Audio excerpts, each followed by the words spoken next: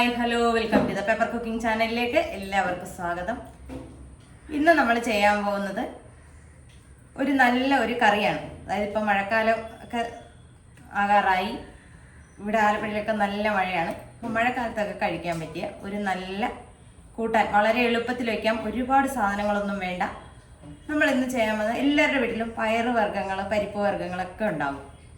അപ്പോൾ അതിൽ വെച്ച് നമുക്കിന്നൊരു പയറ് കറിയാണ് നമ്മളിവിടെ ചെയ്യാൻ പോകുന്നത്. അതായത് വൻപയർ കൊണ്ട് ആണ് നമ്മൾ കറി ഇവിടെ ചെയ്യുന്നത്.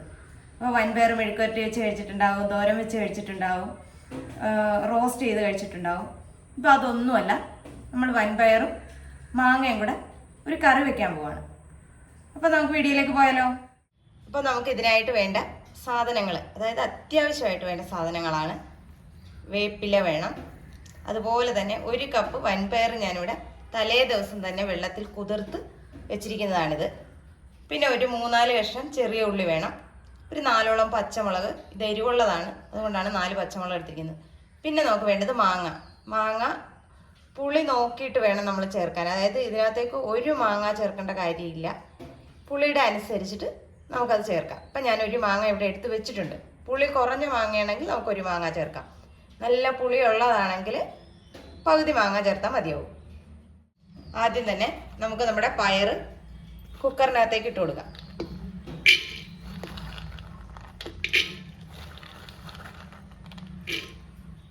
പയറിലേക്ക് നമുക്കൊരു ശകലം ഉപ്പ് ചേർത്ത് കൊടുക്കാം. പയറൊക്കെ പെട്ടെന്ന് വെന്ത് കിട്ടും ഉപ്പ് ചേർത്ത് കഴിഞ്ഞാൽ.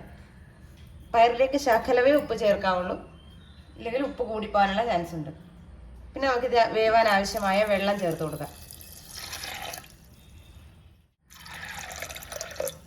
പയറ് നികക്കെ നിൽക്കണം വെള്ളം. നമുക്കിതൊന്ന് ഒരു 2 വിസിൽ കേൾക്കുന്നവരെ നമുക്കിതൊന്ന് മൂടി വെച്ച് വേവിച്ചെടുക്കാം. ഞാനിവിടെ ഒരു കറിച്ചട്ടി എടുത്തിട്ടുണ്ട്. അതിലേക്ക് നമുക്ക് മാങ്ങ കഷ്ണങ്ങളാക്കിയതും പച്ചമുളകും കൂടെ ചേർത്ത് കൊടുക്കാം.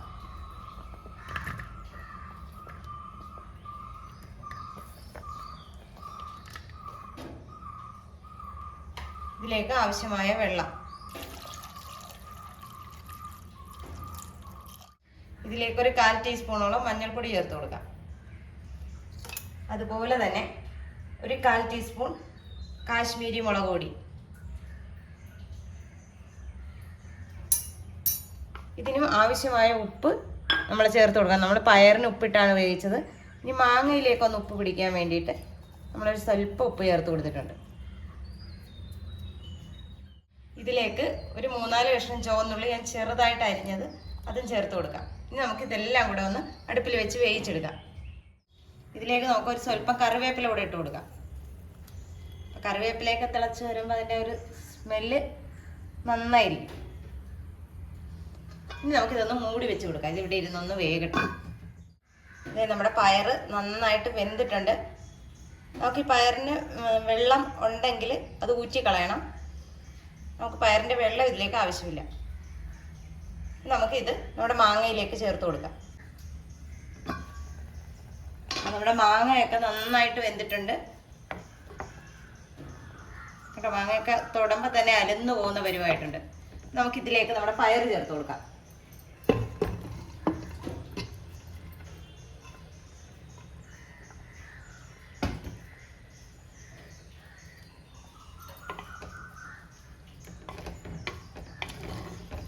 ഇത് രണ്ടും കൂടെ ഒന്ന് തിളക്കണം. നമുക്കിതിലേക്ക് ഒരു അരപ്പ് തയ്യാറാക്കേണ്ടതുണ്ട്. അതിനായിട്ട് ഞാനിവിടെ ഒരു 1/4 മുറി തേങ്ങ ചിരകിയത് എടുത്തിട്ടുണ്ട്. അതുപോലെ തന്നെ 2 ചെറിയ വെളുത്തുള്ളി അല്ലി, അതുപോലെ തന്നെ ഒരു നുള്ള് നല്ല ജീരകം, ഒരു സ്വല്പം മാത്രം മതി, ഇല്ലെങ്കിൽ ചുവയ്ക്കും. ഇതിലേക്കിനി 2 ചെറിയ ഉള്ളി. പിന്നെ വേണമെങ്കിൽ നിങ്ങൾക്ക് ഒരു പച്ചമുളക് കൂടെ ഇതിൻ്റെ കൂട്ടത്തിൽ അരയ്ക്കാം. ഞാനിവിടെ ഒരു സ്വല്പം മഞ്ഞൾപ്പൊടി കൂടെ ചേർക്കുന്നുണ്ട്. നമുക്ക് ഇതൊന്ന് ഒതുക്കി എടുത്തിട്ട് വരാം. നന്നായിട്ട് അരഞ്ഞു പോകരുത്, തരിതരിപ്പായിട്ടേ അരയാവുള്ളൂ.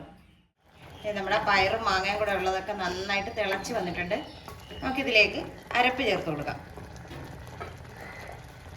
അതായത് ഈ പരുവത്തിൽ വേണം നമ്മുടെ അരപ്പ് ഇരിക്കാനായിട്ട്. അതായത് നന്നായിട്ട് അരഞ്ഞു പോകാനും പാടില്ല, എന്നാൽ അരയാതിരിക്കാനും പാടില്ല. നമുക്ക് ഈ അരപ്പ് ചേർത്ത് കൊടുക്കാം.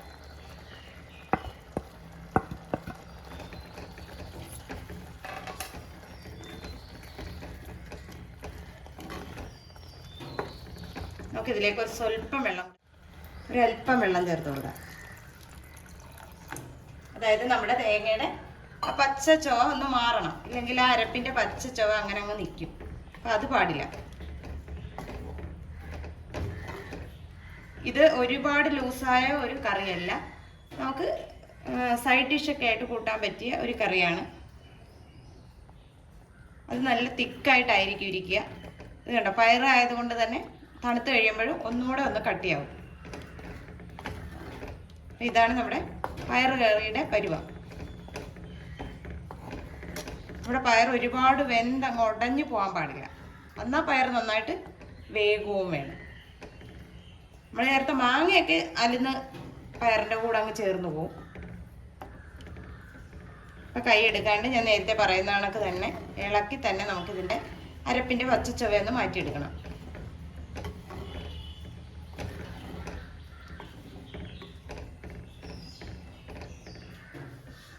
നമുക്കിതിൻ്റെ ഉപ്പൊക്കെ ഒന്ന് നോക്കാം.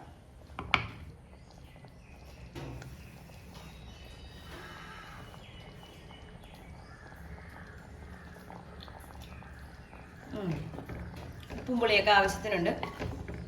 നമ്മൾ രണ്ടിനും സെപ്പറേറ്റ് ആണല്ലോ ഉപ്പ് ചേർത്തത്, അതുകൊണ്ട് നോക്കിയിട്ട് മാത്രമേ നമുക്കിനി ഇതിനകത്തോട്ട് എന്ത് ചെയ്യാനൊക്കത്തുള്ളൂ. പിന്നെ നമ്മുടെ അരപ്പിൻ്റെ ചുവയിച്ചിലൂടെ ഒന്ന് മാറാൻ ഉണ്ട്. അപ്പം അതൊന്ന് മാറുന്നവരെ നമുക്കിങ്ങനെ ഇളക്കി കൊടുക്കാം. നമ്മുടെ ഇതേ കറി പച്ചച്ചുവയൊക്കെ മാറി നല്ല തിക്നെസ്സിലേക്കായിട്ടുണ്ട്. നമുക്കിതൊന്ന് ഇറക്കിയിട്ട് ഇനി താളിക്കാനുള്ള പാത്രം വയ്ക്കാം. കേട്ടോ, ഇതുപോലെ ഇരിക്കണം, എന്നാൽ മാത്രമേ ആ കറിക്ക് ഒരു ടേസ്റ്റ് ഉണ്ടാവുള്ളൂ. വെള്ളം കൂടിപ്പോയാൽ നമ്മുടെ ഈ കറിക്ക് നമ്മൾ വിചാരിക്കുന്ന അത്ര ടേസ്റ്റ് കിട്ടത്തില്ല. ഇത് താളിക്കാനായിട്ട് ഞാൻ പാത്രം അടുപ്പത്തേക്ക് വെച്ചിട്ടുണ്ട്.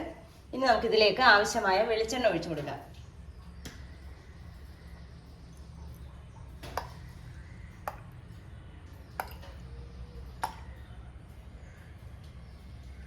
ഇനി എണ്ണ അവിടെ ഇരുന്നൊന്ന് ചൂടാകട്ടെ. നമ്മുടെ എണ്ണ ചൂടായി വന്നിട്ടുണ്ട്. ഇതിലേക്ക് ഒരല്പം കടുക് ഇട്ട് കൊടുക്കാം.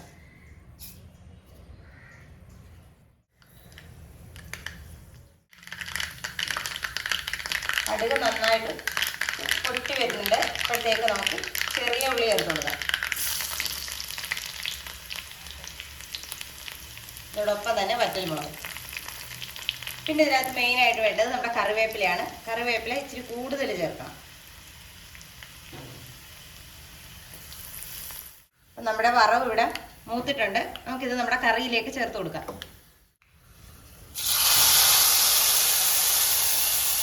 ഇപ്പോഴാണ് നമ്മുടെ കറി സെറ്റായത്. അപ്പോൾ വളരെ എളുപ്പമല്ലേ ഇത് ചെയ്യാൻ, ഒരുപാട് സാധനങ്ങളൊന്നും വേണ്ട. നമുക്ക് എളുപ്പം തന്നെ ചെയ്തെടുക്കാൻ പറ്റിയ ഒരു പയർ കറി. അപ്പോൾ ഇതെല്ലാവരും ഒന്ന് ട്രൈ ചെയ്ത് നോക്കണം. വീഡിയോ ഇഷ്ടമായാൽ ലൈക്ക് ചെയ്യാനും ഷെയർ ചെയ്യാനും കമൻറ്റ് ചെയ്യാനും മറന്നു പോകരുത്. നല്ലൊരു വീഡിയോ ആയിട്ട് കാണുന്നവരെ ടാറ്റാ, ബൈ ബൈ.